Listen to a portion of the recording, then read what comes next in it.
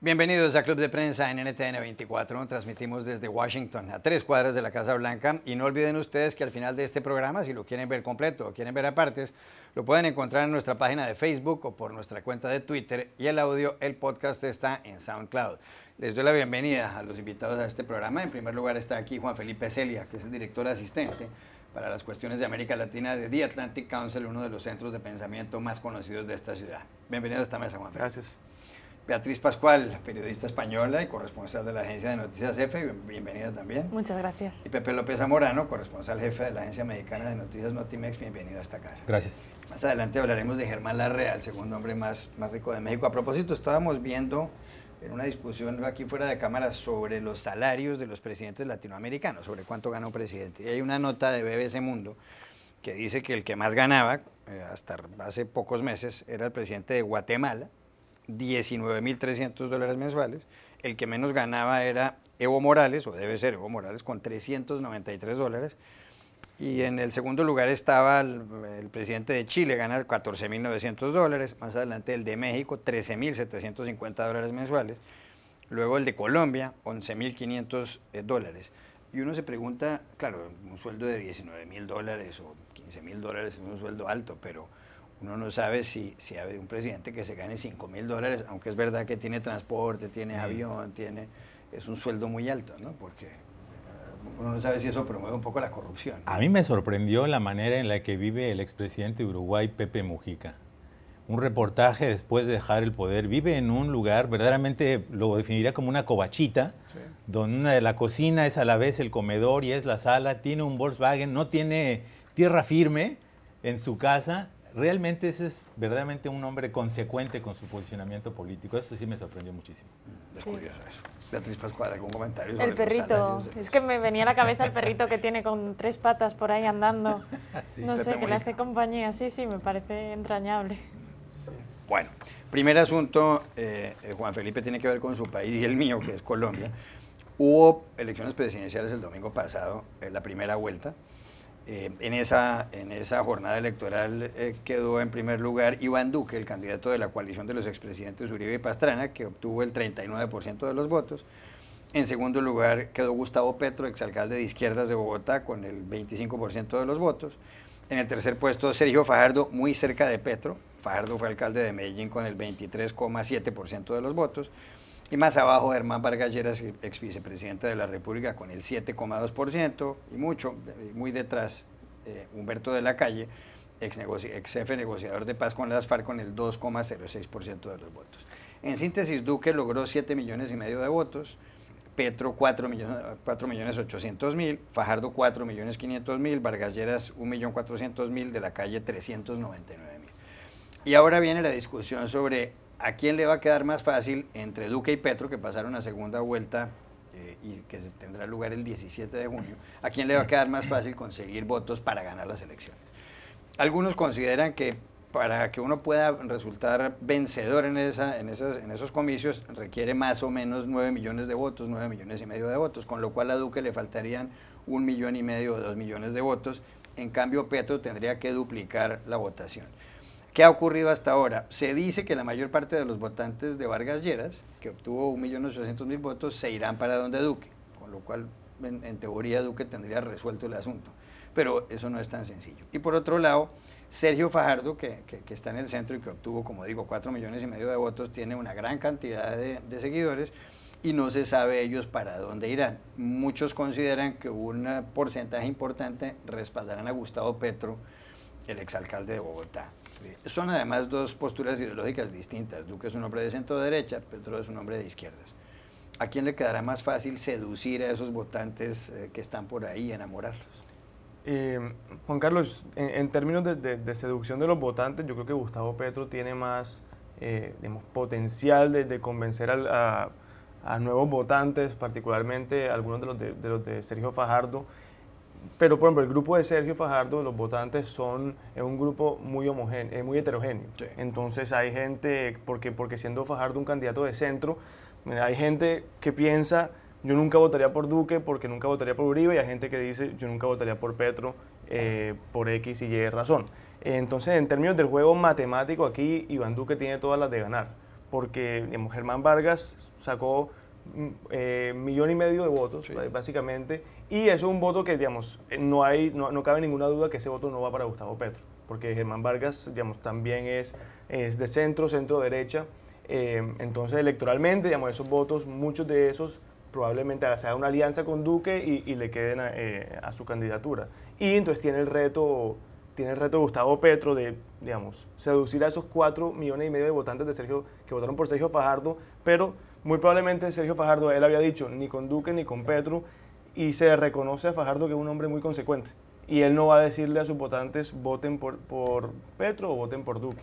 Pero dentro de esa coalición está el Polo Democrático, que es de izquierda, entonces muy probablemente esos votos vayan más hacia Petro que hacia Duque, pero como sigue siendo un grupo tan diverso, Gustavo Petro no puede contar con esos votos. Entonces, digamos, Duque tiene las de ganar. Lo que vamos a ver ahora va a ser muy interesante porque va a ser una combinación contradictoria de que los candidatos se van a moderar para precisamente como poder cautivar a algunos de esos votantes, al mismo tiempo que yo creo que el debate público se va a polarizar mucho, porque son dos extremos.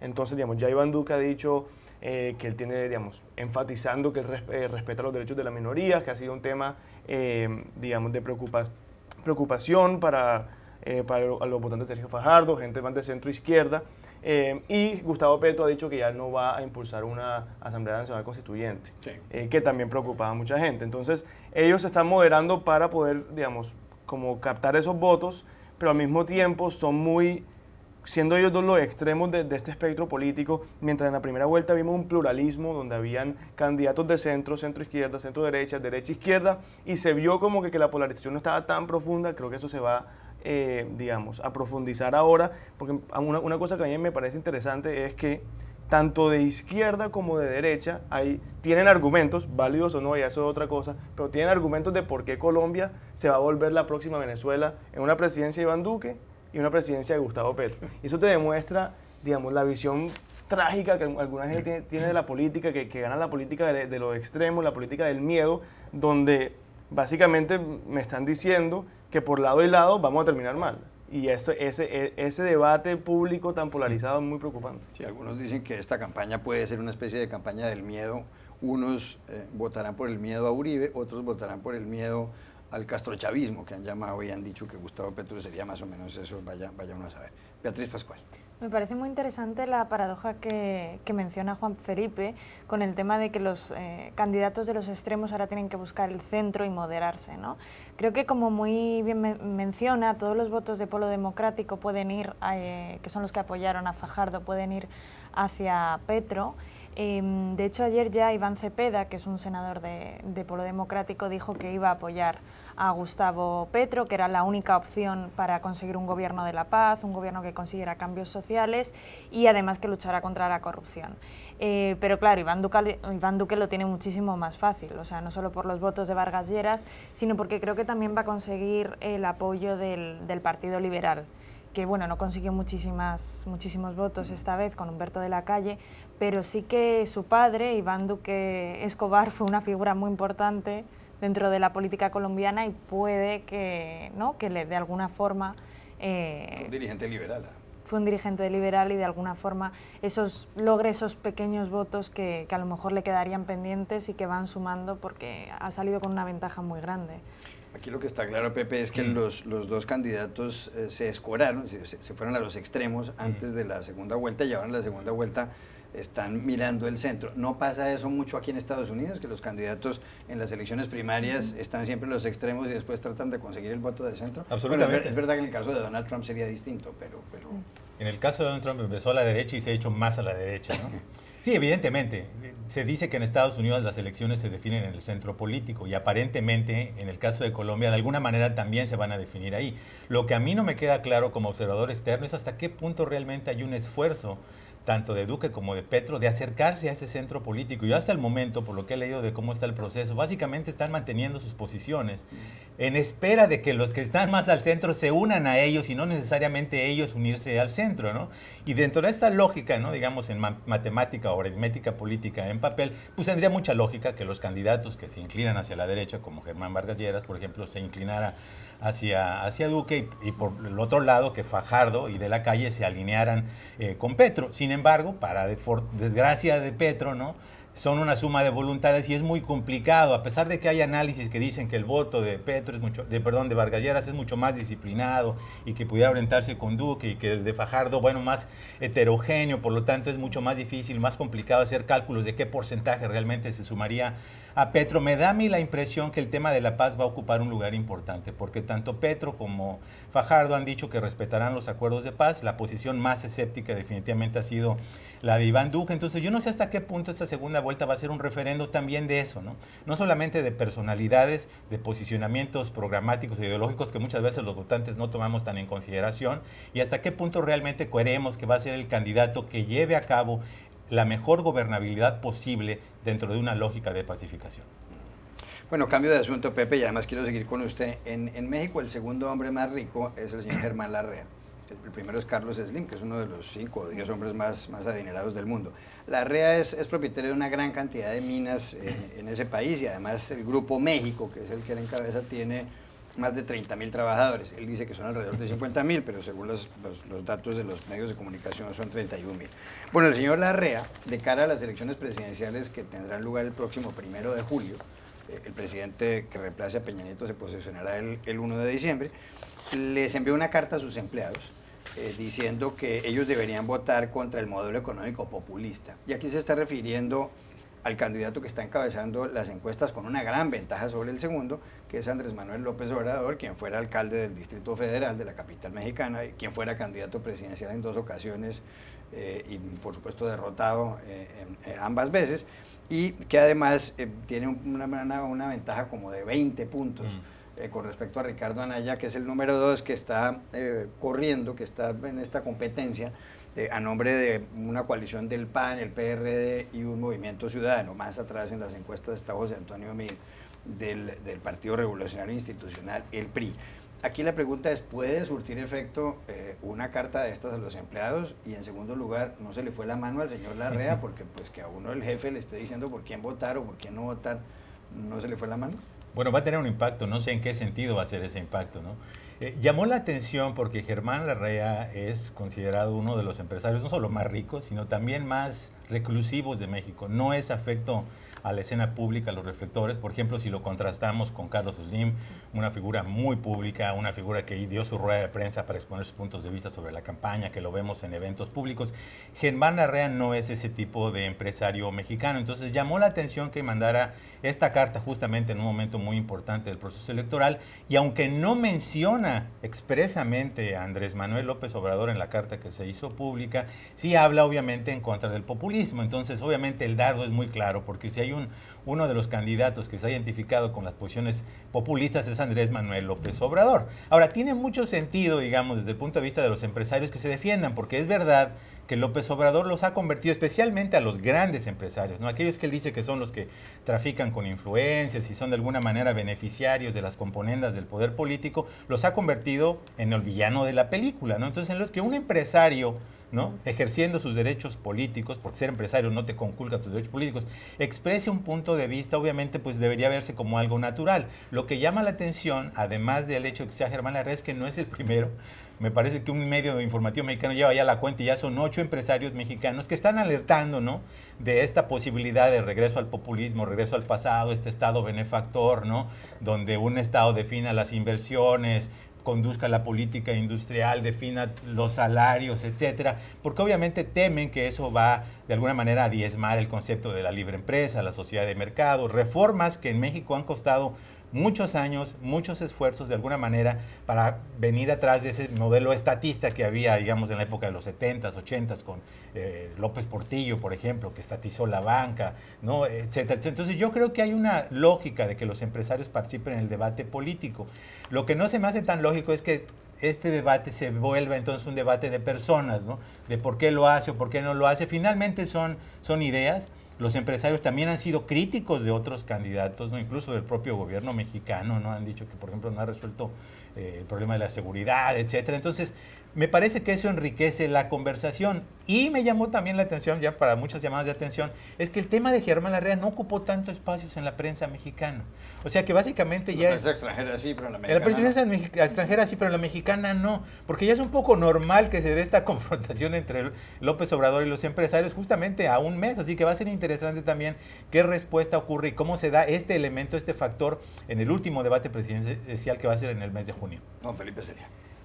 No, digamos, estoy de acuerdo con lo que dice dice Pepe, pero y puede que los argumentos que el señor Larrea tenga en su carta no son ilógicos, lo que decía Pepe, son, digamos, el argumento del empresariado de por qué no se debería apoyar a López Obrador. Sin embargo, precisamente aquí el problema no es necesariamente el contenido o el argumento, sino el emisor.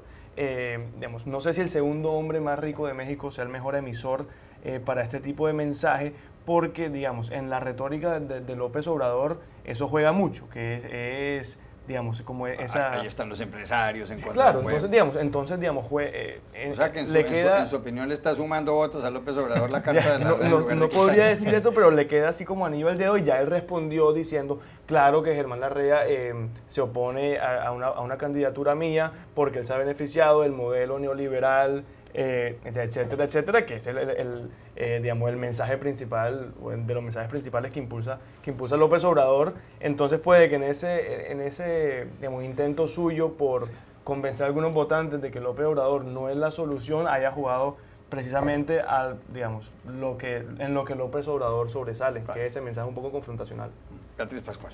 Yo creo que es muy interesante y sobre todo desde una visión un poco más desde arriba, lo que pone de manifiesto es que las emociones están a flor de piel. O sea, este empresario envió un mensaje a sus empleados diciéndole voten con la cabeza, pero él está agitando como el fantasma del miedo, ¿no? Al mismo tiempo. Entonces creo que lo que se nos viene encima en este mes que nos queda para las elecciones mexicanas, pues van a ser más posicionamientos de este tipo y sobre todo que la gente, o sea, va a tener que decidir, pues no sé, si con el corazón en un puño casi, con todas estas cosas que al final lo que hacen es que, pues de alguna forma favorecen un ambiente todavía más polarizado y guiado por las emociones.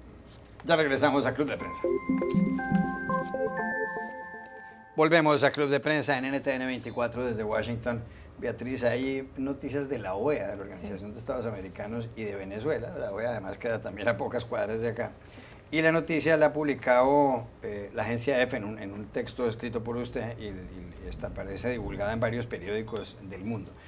Lo que ocurrió ayer en la OEA es que un grupo de expertos que fueron nombrados por Luis Almagro, el secretario general del organismo, que fue canciller, fue ministro de Exteriores uruguayo, ha encontrado un fundamento razonable para llevar el caso de Venezuela y sobre todo algunos miembros del gobierno venezolano a la Corte Penal Internacional. Dicen que hay evidencias de que han cometido crímenes de lesa humanidad con intención política. Y además han incluido allí a un grupo de 11 personas, dentro de las cuales están Nicolás Maduro, el presidente venezolano, el actual vicepresidente Tarek El Aissami, el vicepresidente anterior Jorge Arreaza. Y trae algunos datos este informe, según los cuales desde el año 2014 ha habido 131 ejecuciones extrajudiciales. Desde el año 2015 ha habido 12.000 detenciones arbitrarias, hay 289 denuncias de tortura y hay además otras evidencias muy serias que respaldan esta tesis del grupo de expertos. Lo que ocurre acá es que la OEA no puede acudir a la Corte Penal Internacional como tal, sino que tendría que hacerlo alguno de los 34 Estados miembros. Llama la atención, ahora que hablábamos de Colombia, de que Iván Duque, el candidato presidencial, quien ha pasado a la segunda vuelta con Gustavo Petro, al que se va a enfrentar el próximo 17 de junio, ya estuvo en la Corte Penal Internacional, denunció a Nicolás Maduro ante ese tribunal y además ha dicho que si gana las elecciones y se convierte en presidente de Colombia, irá a la Corte Penal Internacional a denunciar a Maduro. Colombia es país vecino de Venezuela, comparten una frontera de más de 2.000 kilómetros. ¿Cuál es su percepción de todo esto? Y sobre todo la pregunta que le quiero hacer ¿es esto novedoso de algún modo? ¿Va a cambiar esto las cosas? Porque en la OEA el señor Almagro ha llevado adelante todo tipo de iniciativas, ha dicho que ha activado la Corte, la Carta Democrática, y no pasa absolutamente nada. ¿Esto va a servir para algo o esto solamente va a dar pie a que escribamos noticias? Pues es una buena pregunta. Yo creo que es una vuelta de tuerca más a todo lo que hemos estado viendo. El informe llega con retraso, en teoría se iba a presentar en enero. el momento en el que se presenta creo que es muy significativo y puede tener consecuencias en qué repercusiones tiene. Se presenta justo antes de la Asamblea General, que es la semana que viene, el lunes y el martes, y sobre todo se presenta después de las elecciones del 20, en las que en Venezuela, en las que el Grupo de Lima, compuesto por 14 o 12 países de Latinoamérica, Estados Unidos y la Unión Europea no reconocieron las elecciones en Venezuela, entonces se produce en un momento un poco tenso en el que la comunidad internacional está mirando. Creo que esto no es casualidad. Es muy importante decir que no es la OEA la que ha hecho este informe, es una iniciativa del secretario Almagro, como muy bien has dicho, y entonces el tema ahí es qué hacemos con este informe, o sea, después de que lo presentamos, cuál es el futuro de esto. Puede llevarlo un Estado a la Corte Penal Internacional, llevar a Venezuela. Eso lo que hace es que provoca que se abra automáticamente el caso. Por eso es importante que lo lleve un Estado. Si lo lleva Almagro a título personal, lo tienen primero que evaluar unos jueces, como ha ocurrido con esta denuncia que llevó Iván Duque. Entonces, claro, la fuerza de que lo haga un Estado es muy importante. Ahora, ¿es esto posible? En 15 años de Corte Penal Internacional nunca ningún Estado ha denunciado a otro, porque claro, esto puede tener consecuencias de si luego me denuncian a mí. Entonces es una situación muy, muy tensa y yo no sé hasta qué punto esto va a servir para algo o simplemente para dar más presión y poner más presión en el gobierno de Maduro, que por lo menos es lo que parece por el momento. Pepe López Zamora. Sí, es una pregunta muy pertinente, sobre todo porque ya sabemos que en el hemisferio hay un gran escepticismo a todo lo que provenga de la OEA o de algún secretario general en particular. Pero a mí me parece que es muy importante y creo que era una obligación moral de parte de la comunidad interamericana especialmente, el que se pueda poner sobre la luz, que se pueda documentar todo lo que es este conjunto de atrocidades que están ocurriendo en Venezuela, ¿no? Esta lista que mencionaste realmente es muy preocupante, debería ser inaceptable, ¿no? Y evidentemente que haya un grupo de expertos, ¿no? Más allá si los coordinó Almagro, no los coordinó, que ponga sobre luz, porque hay gente muy, muy respetada como juristas en temas de derechos humanos, creo que eso arroja una luz sobre lo que está ocurriendo en Venezuela, independientemente que tengan un fin práctico. Ahora, Almagro argumenta, por ejemplo, que cuando se ha activado la Corte Penal Internacional, por ejemplo, con Radovan Karadzic, ¿no? Sí. Que eso derivó de alguna manera en la pérdida de poder, que eventualmente salió, fue acusado, etcétera, quizá buscando un paralelismo con lo que ocurre en Venezuela. Yo no sé si se puede trasplantar lo que ocurrió en Bosnia necesariamente al caso caraqueño, pero evidentemente que la comunidad internacional mantenga la visibilidad de lo que está ocurriendo en Venezuela, que como dice Beatriz, lo coloque justamente en un momento que hay un escaparate hacia este tema con motivo de la Asamblea General de las Naciones Unidas, me parece muy importante, y esto obviamente abona en lo que debe ser esta presión internacional persistente y constante para arrojar un poco de luz de lo que está ocurriendo en Venezuela. Es una crisis de derechos humanos, lamentablemente. Juan Felipe Celia. Sí, no, yo creo que hay que hacer énfasis primero en el hecho de que este informe exista, o sea, que haya unos datos rigurosos, estudiados, con detenimiento, que digamos, documenten las atrocidades que están pasando en Venezuela. Eso de por sí tiene mucho valor.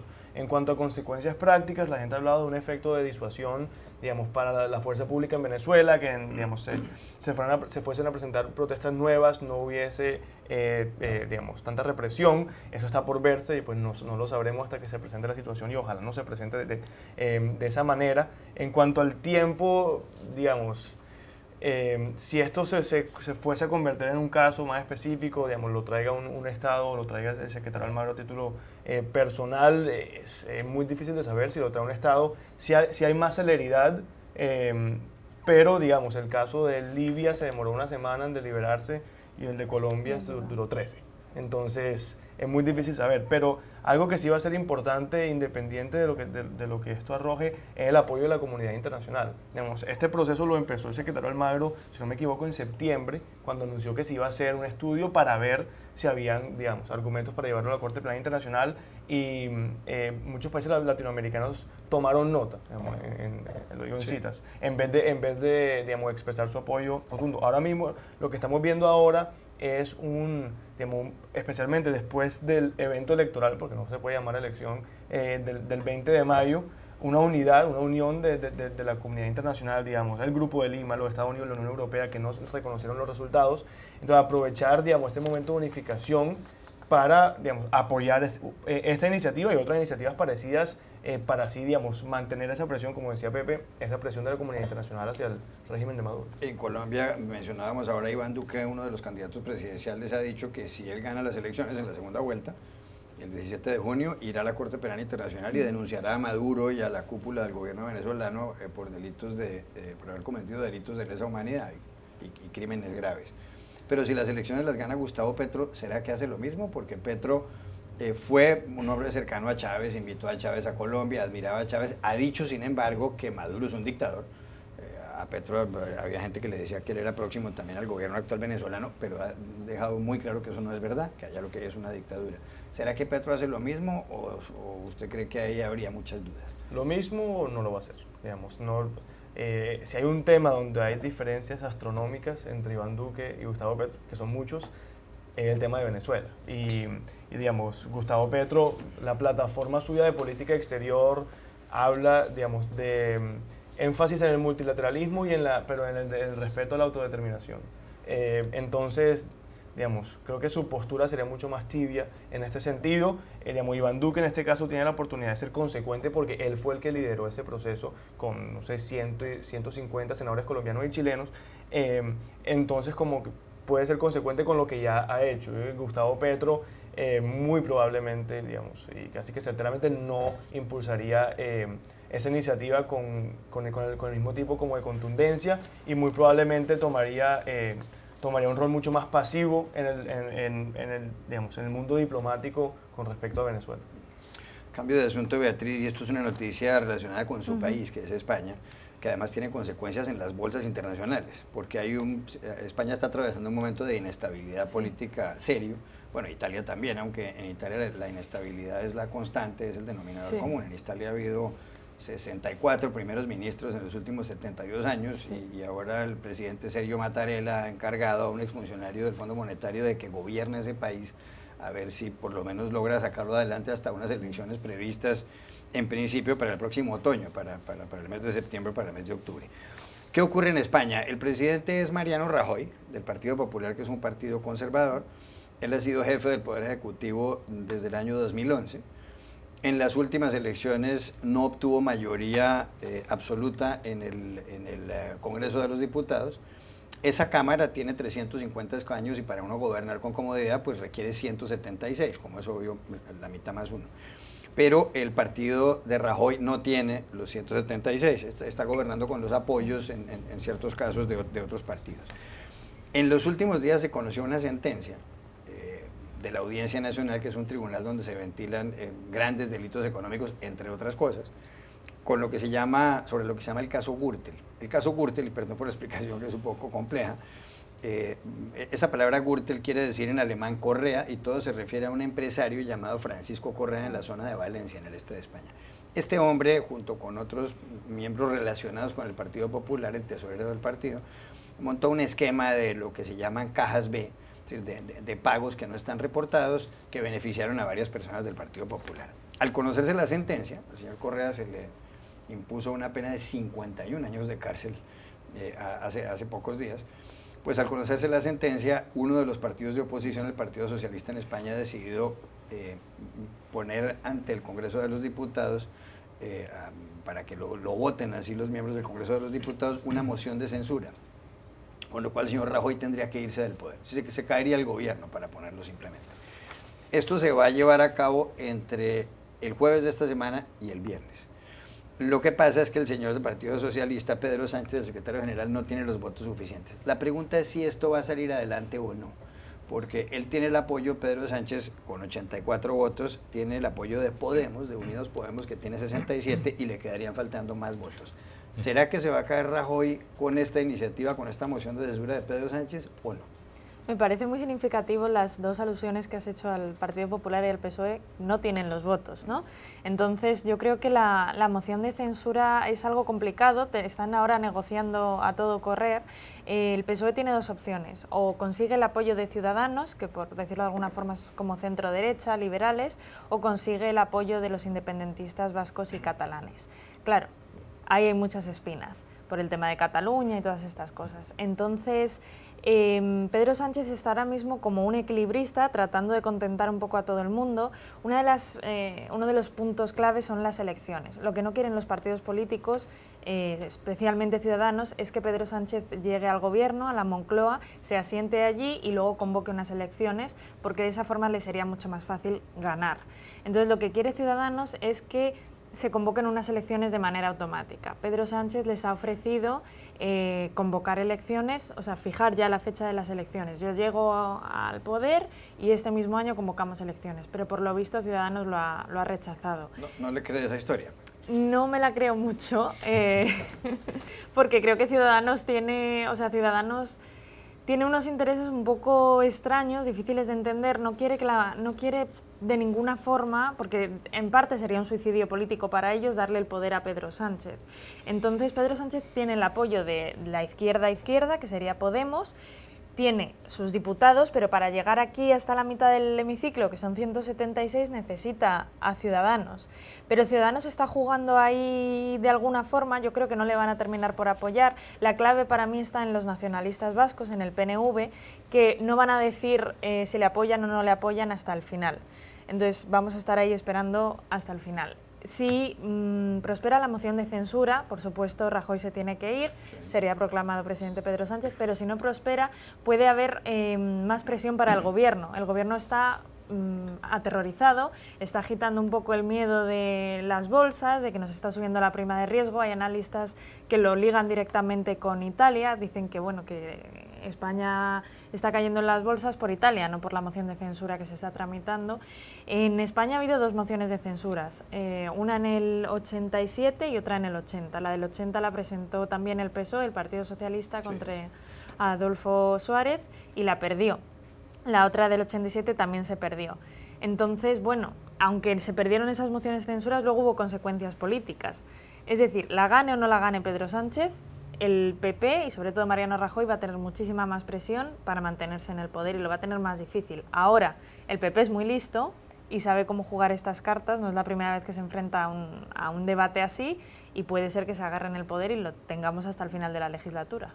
No es fácil para los latinoamericanos entender esto del sistema parlamentario, porque es verdad. Nosotros tenemos sistemas presidencialistas como aquí en Estados Unidos, de manera que es más complicado. Ya regresamos a Club de Prensa. Volvemos a Club de Prensa en NTN 24 desde Washington. Pepe, hay noticias de la televisión aquí en Estados Unidos, de la cadena ABC, que es muy conocida, y de Roseanne Barr, una mujer que ha sido muy exitosa en la pantalla. La señora Roseanne Barr maneja, y además es protagonista de su espacio, que se refiere, lo que muestra es una familia de clase media, de Lansford, un pueblo ficticio, supuestamente en el estado de Illinois, donde hablan sobre los problemas económicos que tienen y demás, pero el programa ha tenido tanta acogida que en uno de los primeros capítulos de la última serie hubo 25 millones de telespectadores. Bueno, Roseanne Barr, que es partidaria de Donald Trump, el presidente de Estados Unidos, envió por su cuenta de Twitter un mensaje con contenido abiertamente racista y escribió que si hubiera una especie de boda, de matrimonio, si tuvieran hijos, por un lado los hermanos musulmanes, grupo musulmán político en Egipto, y en varios países donde el Islam es religión predominante, y por otro lado, si los hermanos musulmanes tuvieran hijos con el planeta de los simios, película que conoce todo el mundo, pues podrían tener como hija a Valerie Jarrett, que fue la principal asesora y la mejor amiga de Barack Obama. La señora Valerie Jarrett nació en Irán de padres afroamericanos. Como consecuencia de este mensaje por Twitter, pues hubo muchísimas críticas a la señora Roseanne Barr. Ella después pidió perdón, pero la cadena ABC ayer envió un mensaje también por Twitter diciendo que lo que ella hizo es aborrecible, repugnante e inconsistente con nuestros valores, y hemos decidido cancelar el programa. Sí, la señora Roseanne Barr, que había hecho además otros comentarios racistas con respecto a otras personas, se quedó sin programa. ¿Es comprensible esto? ¿Es un buen ejemplo este que está dando ABC de tolerancia cero con el racismo, por fortuna? Es absolutamente un buen ejemplo, ¿no? Ante la ausencia de valores fundamentales desde la Casa Blanca, ¿no? El hecho de que una empresa, especialmente Disney, que es la matriz, ¿no? Tome esta decisión de responsabilidad corporativa y diga, esto es absolutamente inaceptable, esto es una línea roja, no vamos a permitir el racismo, ¿no? Este tipo de conductas por parte de nadie que pertenezca a nuestra empresa, que lo hayan hecho en tiempo récord, aun dándose un disparo en el pie, porque realmente era una mina de oro ese programa para ellos, con el número de auditorio que tenía, ¿no? Y el hecho de que estaba creciendo, porque empezó con 18 millones y ahora estaba ya en 25 millones, realmente es impresionante. Me parece que es un buen ejemplo. Tú sabes, Juan Carlos, que en este programa yo he sido uno de los principales críticos de que Hollywood sea un amplificador, ¿no? Un altoparlante de conductas totalmente nocivas, tienen que ver con el consumo de drogas ilegales, con el libertinaje sexual, con la violencia gratuita, etcétera, ¿no? Y que ahora una empresa que siempre ha sido muy autoconsciente de su papel como empresa, de su imagen, tome una decisión de esta naturaleza, ojalá sea un punto de partida de cambios adicionales en otras instituciones mediáticas de los Estados Unidos. Ahora, también Disney tiene un poco de la culpa, porque sabemos quién es Roseanne Barr.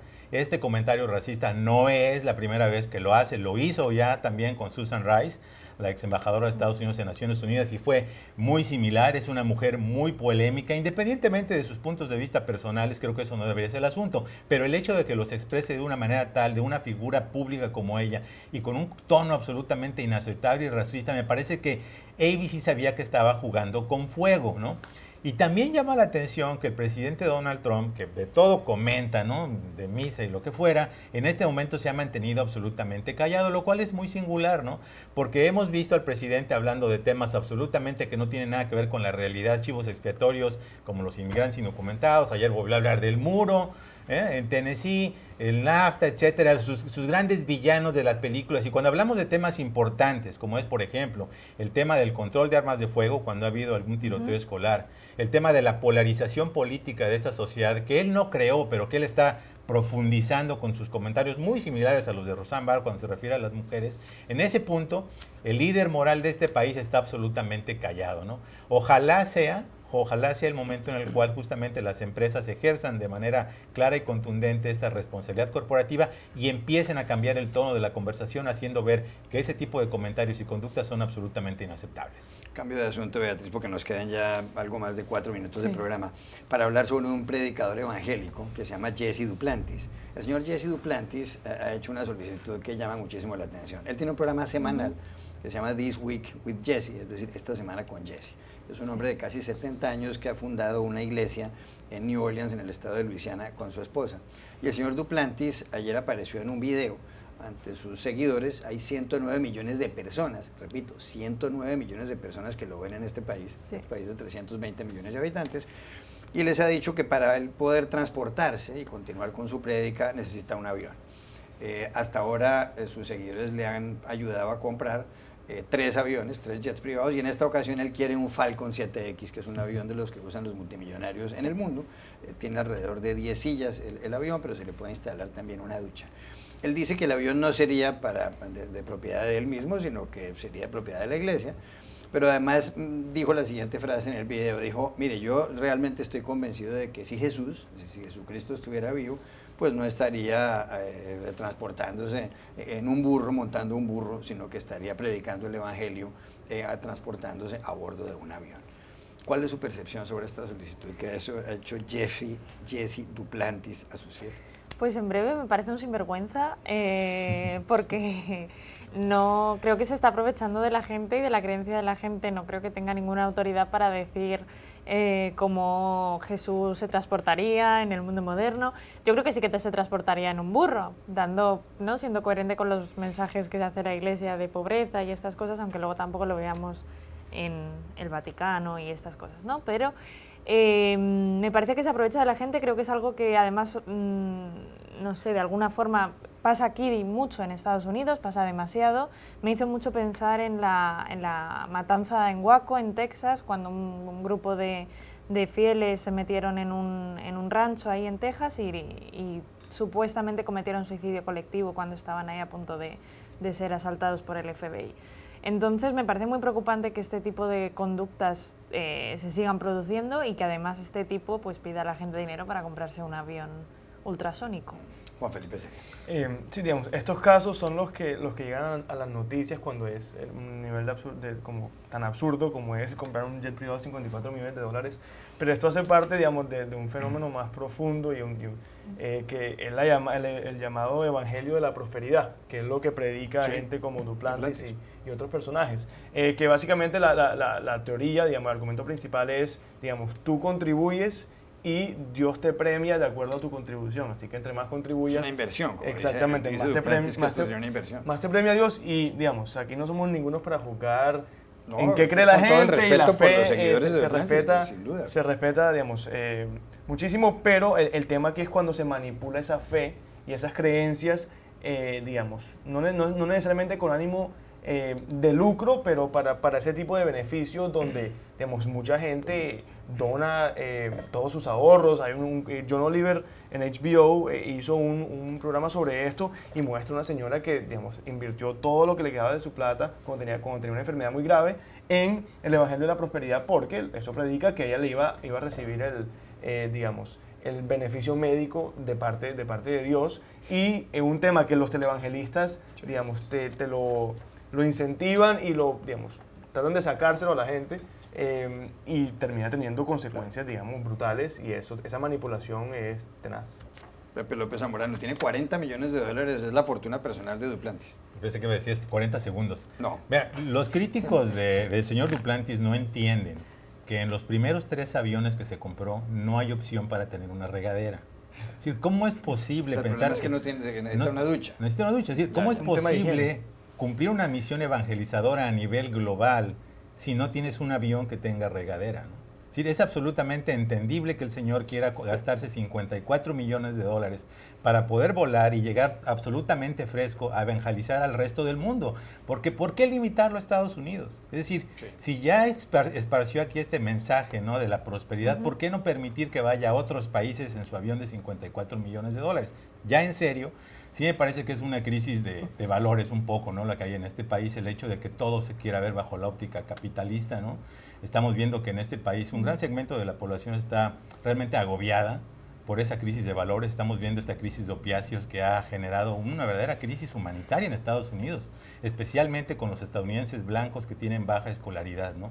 Obviamente, esta no es la respuesta a esa crisis, y el hecho de que también desde la Casa Blanca estemos viendo esta ausencia de un mensaje unificador para justamente revalorar a las personas y darles oportunidades y opciones que no sean las de estos charlatanes teleevangelizadores, me parece que refleja un poco la profundidad de la crisis. Sería bueno que alguien le preguntara a Jesucristo y a Dios qué piensan de esto, pero yo sospecho que sé cuál sería la respuesta.